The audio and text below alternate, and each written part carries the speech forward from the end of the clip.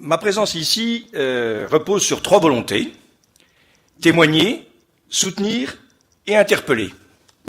Témoigner en tant que représentant de la société civile au sein du Conseil économique et social, témoigner en tant que chef d'entreprise et président d'une organisation syndicale patronale, la CGPME, témoigner en tant qu'ancien officier de réserve, fantassin, et qui donc est particulièrement sensible à tout ce qui est lien armée-nation et dans toutes ses définitions et applications dans la vie d'aujourd'hui.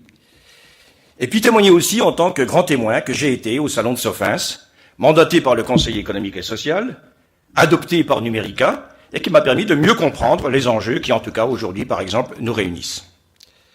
Soutenir. Soutenir déjà l'université. L'université avec laquelle nous formons un binôme, c'est un terme qui parle aux militaires et aux fantassins que je suis, un binôme que nous avons souhaité au sein du Conseil économique et social pour appuyer, pour conforter et éventuellement pour titiller le Conseil régional, les élus d'une manière générale, sur tout ce qui touche au développement des TIC et singulièrement aujourd'hui sur la problématique de ce pôle défense que nous voulons dynamiser. Soutenir aussi Numérica dans toutes ses actions, et mon implication en tant que rapporteur depuis quelques années va dans ce sens-là, et ma présence aujourd'hui est également ce signe-là. Soutenir cette filière naissante, auquel les militaires ont apporté à la fois l'opportunité et leur soutien, et puis soutien aussi aux PME-TPE qui sont déjà engagés dans ce pôle défense, ou qui demain vont s'y engager s'ils sont capables de voir effectivement cette opportunité. Et enfin, interpeller. Interpeller le Conseil régional, je le fais régulièrement depuis plusieurs années avec ma casquette de rapporteur des TIC.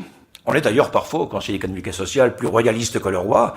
On avait, l'an dernier, je me souviens, dit que finalement, on avait placé beaucoup plus d'espoir dans Numérica. Je dois dire qu'on a été entendu et qu'effectivement, il y a d'excellentes réactions au niveau du Conseil régional par rapport aux propositions du Conseil économique. Soutenir évidemment Michel Stanta dans toute son œuvre. Soutenir, enfin, interpeller le microcosme économique de Franche-Comté, première région industrielle, en pourcentage évidemment de sa population, mais c'est pas rien.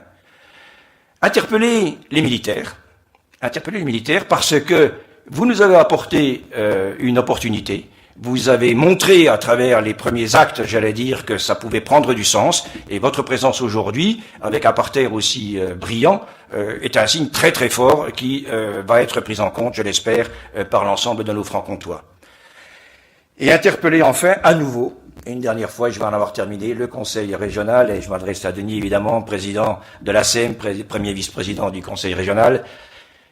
Ce décollage que nous faisons grâce aux ailes, en particulier de l'armée de l'air, ce décollage a besoin d'un renforcement.